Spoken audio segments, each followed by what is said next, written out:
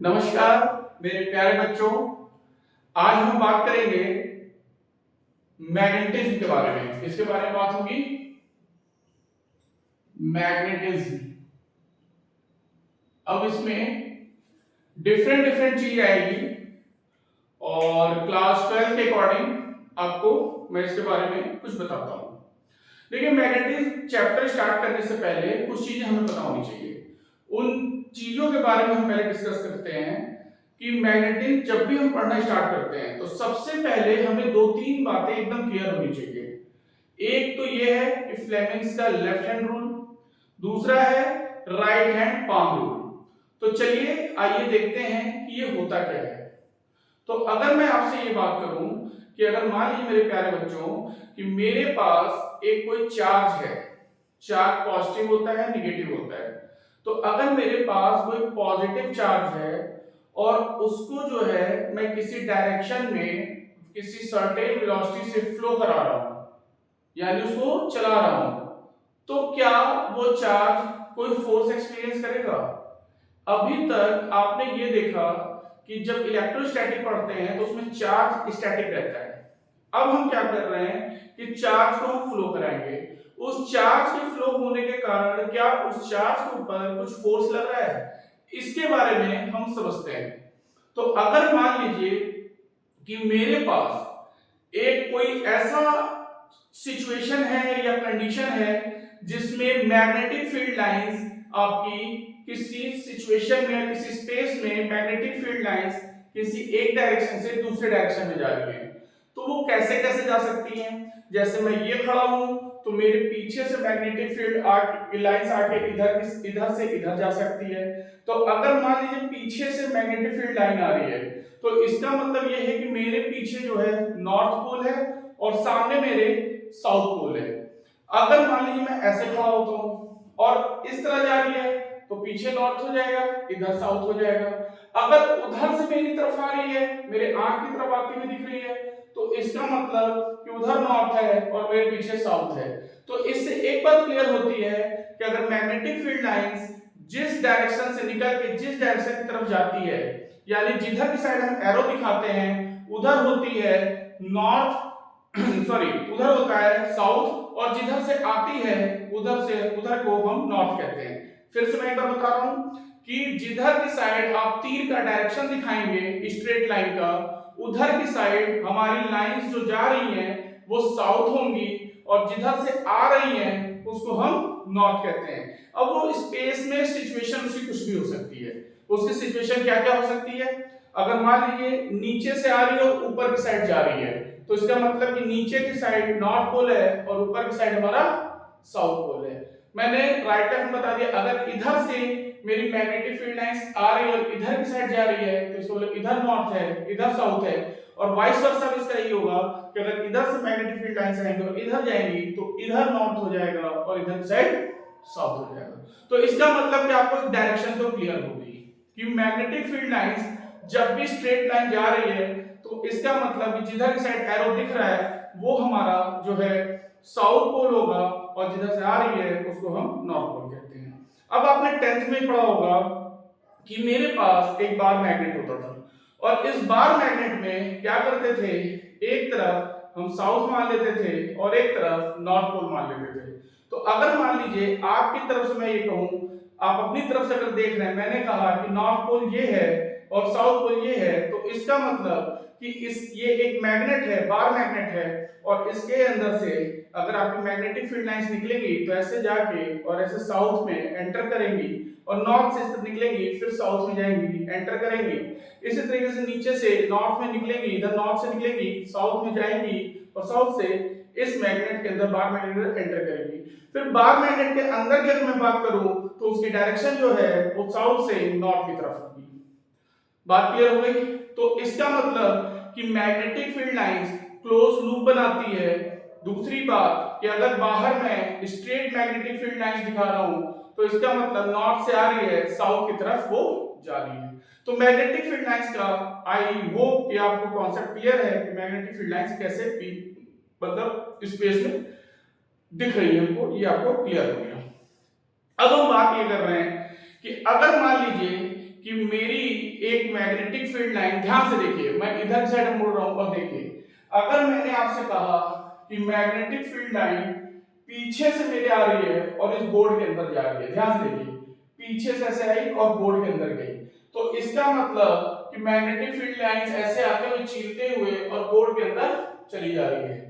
ठीक, तो इसका मतलब ये हुआ कि जब भी इनवर्ट डायरेक्शन में अगर मैं मैग्नेटिक फील्ड लाइन दिखाऊंगा तो इसको मैं हमेशा क्रॉस से दिखाता हूं। किससे दिखाऊं बच्चों? क्रॉस से। और इस तरीके से मैंने बहुत सारी मैग्नेटिक फील्ड लाइंस इस तरीके से मैंने दिखाया, और इसका मतलब ये हुआ कि परपेंडिकुलर टू द प्लेन और इनवर्ट साइड में हमारी मैग्नेटिक फील्ड लाइन जा रही है, और मेरे जिधर मैं घूमा हुआ हूं तो मेरे पीछे से, मतलब मेरे सिर के पीछे से ये मैग्नेटिक फील्ड लाइंस आ रही हैं और इसके अंदर एंटर कर रही हैं। अब यहां पे अगर मैं बात करूं तो ध्यान से देखिए, यहां से मैंने क्या किया कि इसके अंदर एक जो है चार्ज जो है मैंने इसके अंदर एक डाला, एक मैंने प्लस क्यू चार्ज डाला, और अगर ये स्टेशनरी है, अगर ये रुका हुआ है तो इसके ऊपर कोई असर नहीं होगा। अगर ये चार्ज आपका स्टेशनरी है इस मैग्नेटिक फील्ड में, मतलब इसको कोई वेलोसिटी मैंने नहीं दी, तो इसके ऊपर कुछ नहीं होने वाला है, ये as it is magnetic field में पड़ा रहेगा। लेकिन अगर मैंने इसको एक वेलोसिटी इस तरीके से दे दी, मान लीजिए मैंने एक सर्टेन वेलोसिटी इस तरीके से दे दी इस चार्ज को, या दूसरा मैं ये कर सकता हूं कि मैं बाहर से ही इस चार्ज को मैंने यहां रखा था और इसी वेलोसिटी से लेकर इसको अंदर घुसा। दो चीजें कह सकते हैं आप, एक ये कह सकते हैं कि इससे अंदर पड़ी हुई थी, मैंने वेलोसिटी दे दी, दूसरा कि मैं क्या किया इस मैग्नेटिक फील्ड में एक डी वेलोसिटी से लेकर चार्ज को घुसा। अब यहाँ पे आपको समझने वाली चीज ये है कि ये वेलोसिटी हो गई और मैग्नेटिक फील्ड की डायरेक्शन ये हो गई, तो इसका मतलब कि दो रूल होता है, एक होता है राइट हैंड पाम रूल, जिसमें आप अंदर की साइड फोर फिंगर्स जो है आप अंदर ऐसे जो दिखा रहे हैं ये मैग्नेटिक फील्ड की डायरेक्शन दिखाता है, और जो मेरा ये थंब है ये आपका चार्ज की वेलोसिटी दिखाता है।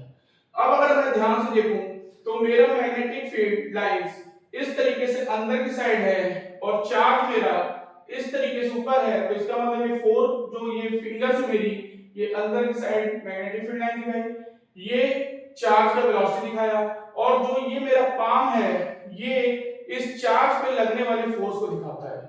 बात मेरी समझ में आ रही है? ये चार्ज पे लगने वाले फोर्स को दिखाएगा। तो इसका मतलब ये हुआ कि अगर मैं ध्यान से देखूं तो इस चार्ज के ऊपर एक फोर्स इधर की साइड एक्ट करेगा। बात मेरी समझ में आ रही है? अगर ये चार्ज इधर की साइड एक्ट करेगा, ये फोर्स इस तरीके से एक्ट करेगा। अब बात ध्यान से देखिए, अगर मान लीजिए v वेलोसिटी से जा रही है, इधर एक फोर्स एक्ट करना स्टार्ट कर दिया, तो इसका मतलब ये चार्ज इस तरीके से धीरे धीरे अपने पाथ पे घूमना स्टार्ट कर देगा। देखिए, और इसको बढ़ा देते हैं थोड़ा सा, ध्यान से देखिएगा, बहुत ही इंटरेस्टिंग चीज है। अगर आप इसको समझ गए ठीक से तो बहुत ही इंटरेस्टिंग चीज है ये। आप देखिए, अब देखिए हो क्या रहा है कि यहाँ पे जैसे ही फोर्स लगा, इसको मैंने सेंटर मान लिया, अब ये चार्ज देखिए इस पे फोर्स लगातार सेंटर साइड लग रहा है, इस तरीके से इसके ऊपर इस तरीके से फोर्स लगेगा, और ये चार्ज इस तरीके से आप देखिए ध्यान से, तो ये लोकस जो है चार्ज ट्रेस कर रहा है, ये देखिए इस तरीके से करके आप इसको राउंड एंड राउंड इस तरीके से बना देंगे, और इस तरीके से आप इसका सेंटर की साइड फोर्स दिखाएंगे और इस तरीके से एक लूप बन जाएगा। तो इसका मतलब ये हो गया कि अगर कोई भी चार्ज किसी भी इलेक्ट्रिक फील्ड में आता है और उसके अंदर वेलोसिटी है, तो वो क्या करेगा, चार्ज सर्कुलर मोशन करने लगेगा, यानी एक लूप में घूमना शुरू कर देगा। अब यहाँ पे बात ध्यान देने वाली ये है कि जो ये आपका फोर्स है ये सिर्फ और सिर्फ ओनली डायरेक्शन चेंज कर रहा है, इसके अंदर किसी भी तरीके का ये जो वेलोसिटी है, कहीं पे भी आप टेंजेंट खींचेंगे तो ये वेलोसिटी ऑलवेज आपकी v ही रहेगी हर जगह पे, जहां पे भी आप खींचेंगे टेंजेंट, यहां से ये वेलोसिटी आपकी हमेशा आपकी ये सेम रहेगी वेलोसिटी। इस बात को विशेष ध्यान रखना है। तो इसका मतलब ये हुआ कि v वेलोसिटी से ये चलता रहेगा, वेलोसिटी के अंदर यानी जो वेलोसिटी की मैग्नीट्यूड है उसके अंदर कोई भी डिफरेंस नहीं आने वाला। अगर 10 रेडियन पर सेकंड से या 10 मीटर पर सेकंड से, क्योंकि लीनियर वेलोसिटी है या टेंजेंशियल वेलोसिटी है, अगर 10 मीटर पर सेकंड से चल रही है तो इसका मतलब 10 मीटर पर सेकंड से घूमेगी। लेकिन ये जो force invert to the center जो आपका लग रहा है ये सिर्फ और सिर्फ इसका डायरेक्शन चेंज करने के लिए है। तो ये डायरेक्शन सिर्फ यहाँ पे चेंज हो रहा है और एक यूनिफॉर्म वेलोसिटी से वो इस तरीके से चार्ज हमारा घूमना स्टार्ट कर देगा। बात पूरी क्लियर हो गई। तो मैंने बताया राइट हैंड पाम रूल। अब दूसरा अगर आप देखते हैं तो मैं आपसे ये कह रहा हूं कि भाई देखो ये तो मैग्नेटिक फील्ड लाइंस अंदर जा रही थी, अगर मैं आपसे कह रहा हूं कि मैग्नेटिक फील्ड लाइंस बाहर आ रही है, अब मैग्नेटिक फील्ड लाइंस क्या हो रहा है, इस बोर्ड में से निकल के बाहर आ रही है, यानी ये अंदर से इस तरीके से बाहर आ रही है। पहले क्या हो रहा था, बाहर से अंदर की साइड जा रही थी, अब अंदर से बाहर की साइड आ रही है। तो इस केस में क्या होता है वो हम यहां पर देखेंगे। देखिए अगर मैं बात करूं कि अंदर से बाहर की साइड मैग्नेटिक फील्ड आ रही है तो इस केस में क्या होता है, तो इसको आप हमेशा डॉट से दिखाएंगे। किससे दिखाएंगे, इसको ऑलवेज आप किससे दिखाते हैं, डॉट से। जब आउटवर्ड टू द प्लेन होता है तो उसे डॉट से, इनवर्ड टू द प्लेन को किससे दिखाते हैं, क्रॉस से। तो इस तरीके से आप इसको बनाते जाएंगे, इस तरीके से आप बना लीजिए मैग्नेटिक फील्ड लाइंस। ये देखिए ये मेरी मैग्नेटिक फील्ड लाइंस बन गई और ये आउटवर्ड बाहर की साइड आपकी तरफ आ रही है। आप इधर देख रहे हैं ना, आपकी आंख की तरफ ही आ रही है इस बोर्ड में से निकल के।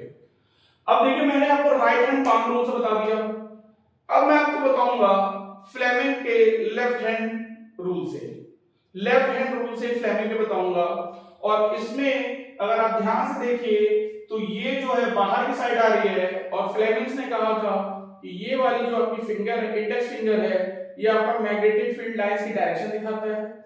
ये आपका करंट या चार्ज की वेलोसिटी दिखाएगा, करंट या चार्ज की वेलोसिटी दिखाएगा और ये थंब जो है आपका फोर्स दिखाता है। इसका मतलब ये हुआ कि ये आपका F हो गया फोर्स, ये आपका B हो गया मैग्नेटिक फील्ड और ये आपका I और वेलोसिटी ऑफ I और वेलोसिटी ऑफ चार्ज हो गया, यानी rate of change of positive charge is known as current.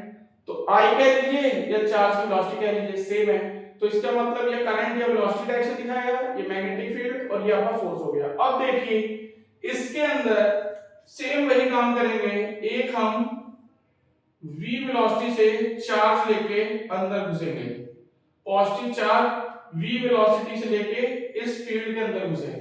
अब हम इस फील्ड के अंदर जब घुसते हैं तो आप ध्यान से देखिएगा कि यहां पे आपकी ये जो उंगली है ये वाली, ये आप ऐसे बाहर करेंगे, इसको सबसे पहले बाहर करेंगे। क्यों, क्योंकि ये आपको बाहर आते हुए मैग्नेटिक फील्ड लाइन दिख रही है।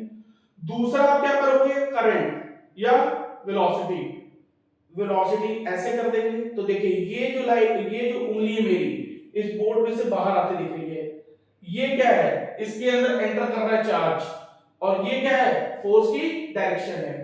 इसका मतलब कि ये चार्ज जैसे ही अंदर घुसा तो यहां से इस चार्ज में मान लीजिए यहां से घुसा और मैंने यहां से बनाना शुरू किया, यहां से मैंने इसकी वेलोसिटी ली, ये चार्ज अंदर गया, यहां से मैंने प्लस क्योंकि वेलोसिटी ली। आप ध्यान से देखिए ये फोर्स इधर की साइड लगेगा, ये मैग्नेटिक फील्ड लाइन और ये चार्ज की वेलोसिटी, चार्ज की वेलोसिटी मैंने ऐसे टेंजेंशियल दिखा दी। अब ये देखिए क्या करेगा चार्ज,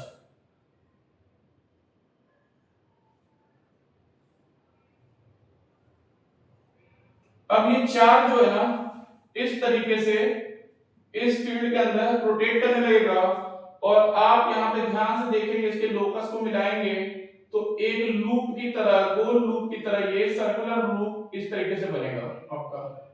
अब आपने ये सर्कुलर लूप बना दिया, यहां से वेलोसिटी दिखा दिया। अब आप टेंजेंशियली हर जगह कहीं पे भी टेंजेंट खींचेंगे वो टेंजेंट आपको क्या दिखाएगा, आपको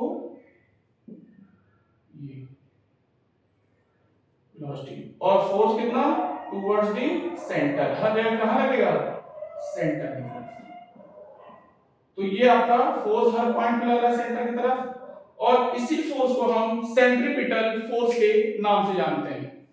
अब इसमें इंटरेस्टिंग बात यह है और ध्यान देने वाली बात यह है कि जब इसके अंदर एक चार्ज घुसा और वो सर्कुलर मोशन करना स्टार्ट किया, तो इस पे मैग्नेटिक फील्ड के कारण एक फोर्स लगा जिसको हम F भी कहते हैं। क्या कहते हैं, force due to magnetic field lines. और मैंने आपको पहले ही बता दिया है मैग्नेटिक फील्ड लाइंस खाली रिस्पांसिबल है डायरेक्शन को चेंज करने के लिए, ना कि उसकी एक्सेलरेशन को चेंज करती है। ठीक, तो यानी वेलोसिटी हमेशा सेम रहेगी, डायरेक्शन चेंज। अब यहां पे इसको हम लिख सकते हैं q v क्रॉस b और fb equal to q b cross v। दिक्कत अब यहां पे ये है बच्चों कि कभी v क्रॉस b दिखता है, कभी v क्रॉस b, कभी v क्रॉस b। अब कंफ्यूज होते हैं कि v क्रॉस b लिखें कि v क्रॉस b लिखें, और डायरेक्ट इसको जब मैग्नीट्यूड स्केलर फॉर्म में लिखेगा या इसका सिर्फ मैग्नीट्यूड लिखेगा तो उस तरीके से लिख देगा, इस तरीके से। अब बात बच्चे कंफ्यूज कहाँ होते हैं, इसमें और इसमें। तो इसका मतलब अगर आप यहां पे कंफ्यूज हो रहे हैं तो इसका मतलब ये है कि आपका वेक्टर क्लियर नहीं है, कॉन्सेप्ट वेक्टर का कॉन्सेप्ट आपके क्लियर नहीं है। अब वो देखिए कैसे होता है। मैंने आपसे बोला v ऐसे जा रहा है, देखिए ध्यान से, v ऐसे गया है ना, और आपका मैग्नेटिक फील्ड लाइंस आपकी तरफ ऐसे आ रही थी, ये चीज आपकी तरफ आ रही थी, और v ऐसे जा रहा था। अब मैं ध्यान दूं तो फोर्स इधर आना चाहिए, देखिए ध्यान से देखिएगा बात को, फोर्स मेरा किधर आना चाहिए, इधर की साइड। अगर इधर की साइड घुसते ही फोर्स किधर आएगा, इधर।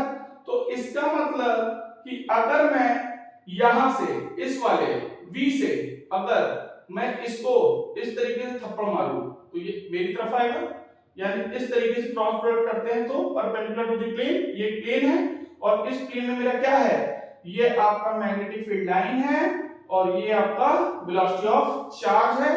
मैंने b से b को मारा और ये मेरी तरफ आ गया। ठीक, अगर मैं यही इससे इसको स्लैप करूंगा इस तरीके से तो मेरा थंब उधर जाएगा, तो इसका फोर्स उधर लगेगा। तो यहां पे अगर ध्यान से देखेंगे आप तो यहां पे क्या करेंगे, या अगर इधर मेरी साइड से इस तरीके से होके देख रहे हैं तो आप मान लीजिए सेंटर खड़े हैं तो आप इस तरीके से करके ऐसे करेंगे, मेरी तरफ आया तो यानी v क्रॉस b, यही होना चाहिए। और अगर उधर जाना है तो b क्रॉस v, और इधर v क्रॉस b। तो कौन सा इसमें लोगे, v क्रॉस b वाला इस केस के लिए, और पहले वाले केस के लिए क्या लेते, v क्रॉस b। दूसरा आप किस साइड से देख रहे हो, अगर आप इधर से देख रहे हो तो अलग आएगा, इस साइड जाके देख रहे हो तो अलग। तो मैं सेंटर पे खड़ा होकर देख रहा हूं, पहले वाले केस में सेंटर पे खड़ा होकर देख रहा था, इस केस में भी। तो आप जैसे देखोगे उस तरीके से आएगा। अगर आप पहले वाले केस में देखोगे तो अंदर जा रही थी मैग्नेटिक फील्ड लाइंस, क्या जा रही थी अंदर, और आपका v ऐसे गया था, तो फिर v से आप b को क्रॉस मारोगे तो सेंटर की तरफ आ जाएगा। तो खड़े होकर आप सेंटर पे देखोगे तो हमेशा v क्रॉस b लोगे। बात समझ में आ गई, अपोजिट साइड खड़े होगे सेंटर के तो बोलोगे। तो ये पूरा वेक्टर का कॉन्सेप्ट है, और वेक्टर मैंने बहुत अच्छे से बता रखा पहले भी। ठीक, अब इसको मैंने स्केलर फॉर्म में रख दिया। ठीक, स्केलर इन द सेंस कि मैग्नीट्यूड फॉर्म में, स्केलर इन द सेंस कि मतलब सिर्फ हमने मैग्नीट्यूड रख दिया। ठीक है, यहाँ पे वेक्टर प्रोडक्ट है, ये क्रॉस प्रोडक्ट को वेक्टर प्रोडक्ट कहते हैं, और मैंने सिर्फ मैग्नीट्यूड आपका लिखा है। अब देखिए ध्यान से, अब मैंने आपसे ये कहा कि भाई देखो ये सब बात हो गई, लेकिन अगर मैं आपसे ये कहूं कि आपने रोटेशनल मोशन पढ़ा होगा, उस रोटेशनल या सर्कुलर मोशन जो भी है वो आपने पढ़ा है, उसमें आपने ये देखा होगा कि जब भी कोई पार्टिकल घूमता है तो एक सेंट्रीपिटल फोर्स सेंटर की तरफ लगता है, और उस फोर्स का जो मैग्नीट्यूड होता है उसको आप लिखते हो mv² r। r क्या है, आर है रेडियस ऑफ सर्कुलर पाथ। ठीक, अब मैं आपसे ये कह रहा हूं कि ये सेंट्रीपिटल फोर्स हो गया, ये आपका मैग्नेटिक फील्ड के कारण फोर्स हो गया, और दोनों सेंटर की तरफ लग रहा है, तो ये सेंट्रीपिटल फोर्स भी इधर लग रहा है, मैग्नेटिक फोर्स भी इधर, जो डायरेक्शन चेंज कर रहा है वो इधर ही लग रहा है, तो इन दोनों को आपस में हम क्या कर सकते हैं, इक्वेट कर सकते हैं। अब इन दोनों को अगर आप आपस में इक्वेट करते हैं तो मैं sin थीटा मान लेता हूं, Q और B के बीच का एंगल जो है वो 90 डिग्री है, और आपको दिखा भी होगा, ये देख लीजिए, ये आपका B है, चाहे अंदर जा रहा है चाहे बाहर जा रहा है, और B ऐसा है, तो Q और B के बीच में एंगल 90 डिग्री, और sin 90 वैल्यू 1।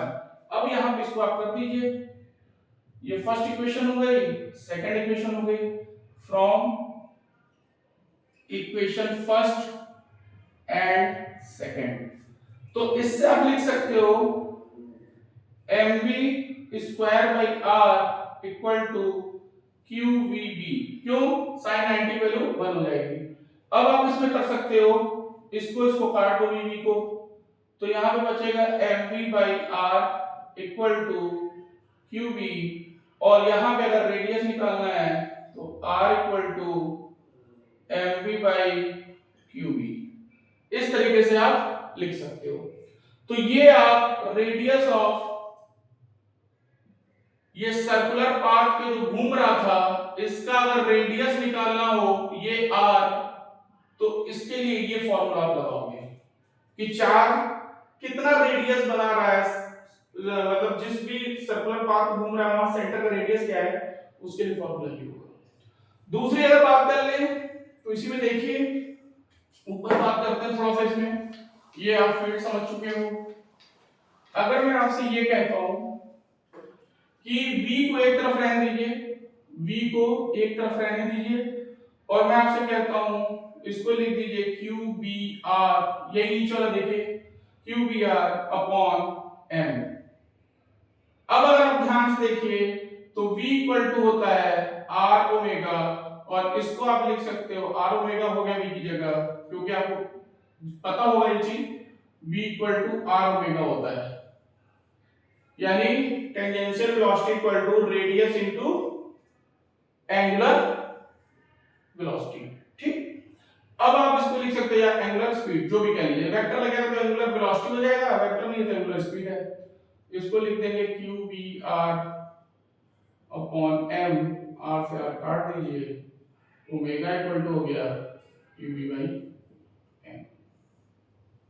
तो अगर आपको एंगुलर स्पीड निकालनी हो तो आप, या सर्कुलर फ्रीक्वेंसी भी कहते हैं इसको, या एंगुलर फ्रीक्वेंसी भी कहते हैं, अगर ये चीज निकालनी हो, रेडियन पर सेकंड इसकी यूनिट होती है, ये निकालनी हो तो चार्ज और मैग्नेटिक फील्ड और मास ऑफ इलेक्ट्रॉन, यानी मास ऑफ पॉजिट्रॉन, जो भी मतलब इसमें चार्ज अगर गया है, पॉजिटिव चार्ज है तो पॉजिटिव चार्ज का आप मास ले लेंगे, तो इससे आपको सर्कुलर फ्रीक्वेंसी आपकी, एंगुलर फ्रीक्वेंसी उसकी निकल आएगी। अब आगे हम बात करें तो ओमेगा इक्वल टू आपको पता है, ओमेगा इक्वल टू होता है 2 पाई अपॉन टी, ये इसको कहते हैं टाइम पीरियड, तो आप इसको लिख सकते हो t equal to 2 pi by omega. अब इसमें आप कर सकते हो t equal to 2 pi upon qb by m, qb by m, और इसको आप लिख सकते हो 2 पाई m अपॉन qb। तो ये आपका टाइम पीरियड निकल आया कि एक पूरा चक्कर लगाने में, एक पूरा चक्कर लगाने में इसको टाइम कितना लगा है, वो आपका टाइम पीरियड कहा जाता है। समझ में आ गई होगी आई होप। अब इसमें क्या कर सकते हैं, हम फ्रीक्वेंसी निकाल सकते हैं। फ्रीक्वेंसी का फॉर्मूला क्या होता है, देखिए, फ्रीक्वेंसी इक्वल टू होता है 1 बाई टी, या t equal to 1 by f, यानी frequency equal to 1 by time period. Okay, तो अगर मैं आपको यहां पे कहूं तो आप इसको लिख सकते हो 1 बाई t की वैल्यू कितनी निकाले, 2 पाई m by qb, 2 pi m by qb, तो इसको आप लिख सकते हो qb अपॉन 2 पाई m। तो ये आपका क्या हो गया, फ्रीक्वेंसी निकल आई। तो आपने इससे क्या क्या निकाला, देखिए ध्यान से। ये मैग्नेटिक फील्ड के कारण फोर्स जो सेंटर की तरफ लगता है वो ये है, और सेंटर की तरफ जो फोर्स लगता है उसको सेंट्रीपिटल फोर्स कहते हैं। ये आपको सर्कुलर मोशन से पहले से जानते हैं ऑलरेडी। इन दोनों को हमने इक्वेट किया, इन दोनों को इक्वेट करने के बाद मेरा रेडियस निकल आया कि किस रेडियस पे वो सर्कुलर मोशन ऐसे कर रहा है, यहां से रेडियस क्या बना रहा है। उसके बाद दूसरा आपने क्या निकाल लिया, उसके बाद आपने एंगुलर फ्रीक्वेंसी निकाल ली उसकी, है ना, इसको एंगुलर फ्रीक्वेंसी कहते हैं, है ना, या एंगुलर स्पीड कहते हैं, कुछ भी आप कह सकते हैं। एंगुलर फ्रीक्वेंसी भी जाएंगे आप उसमें अल्टरनेटिंग करंट में, तो उसको एंगुलर फ्रीक्वेंसी में पढ़ेंगे, ठीक है। तो ये आपका ओमेगा निकल आया, इसका यूटा पता रेडियन पर सेकंड होता है। ये आपका बी पे डिपेंड कर रहा है, मास पे डिपेंड कर रहा है, चार्ज आपको पता ही है, जो भी चार्ज की वैल्यू होती है वो आप यहां पे रखेंगे। अच्छा, एक बात यहां पे ध्यान दीजिएगा कि मैंने v कहां पे निकाला है, कैपिटल V आपका ये दिख रहा है, हाँ कैपिटल V यहां पे ध्यान दीजिए। ये जो आपका v है, यानी ये जो टेंजेंशियल इसकी ये जो वेलोसिटी है, ये आपकी रेडियस पे डिपेंड कर रही है, यानी रेडियस बढ़ेगा तो ये भी बढ़ेगा। देख लीजिए ध्यान से, b पे भी डिपेंड कर रही है, q और m पे, लेकिन ना तो एंगुलर फ्रीक्वेंसी या एंगुलर स्पीड डिपेंड कर रही है r पे, ये सिर्फ किस पे डिपेंड कर रही है, b और m पे। अगर मैं टाइम पीरियड की बात करूं तो ये भी m और b पे, r पे डिपेंडेंसी नहीं है टाइम पीरियड की। फिर उसके बाद फ्रीक्वेंसी की बात करूं तो ये भी b और m पे, q तो कांस्टेंट होगा जो भी होगा, ठीक है। और q बाई m को हम क्या कहते हैं, स्पेसिफिक चार्ज जो उसका होगा, है ना, वो आपका होता है q बाई m, ठीक है। तो इस तरीके से ये पूरी की पूरी बात जो थी आपकी अभी तक की, ये एक कोई पॉजिटिव चार्ज अगर किसी मैग्नेटिक फील्ड में ट्रैप हो गया तो वो गोल गोल गोल गोल नाचने लगता है। इसका कुल निचोड़ ये है, इनकी ये कैलकुलेशंस हैं। अब इन कैलकुलेशन से डिफरेंट डिफरेंट चीज पूछी जाती हैं, वो आपका वैल्यू दिया रहेगा, उसमें पुट करिए फॉर्मूले में और उसका आंसर आप निकालिए। तो आई होप कि आपको ये बातें समझ में आ गई होंगी। चलिए आपसे फिर दूसरे नेक्स्ट लेक्चर में मिलते हैं, तब तक के लिए नमस्कार।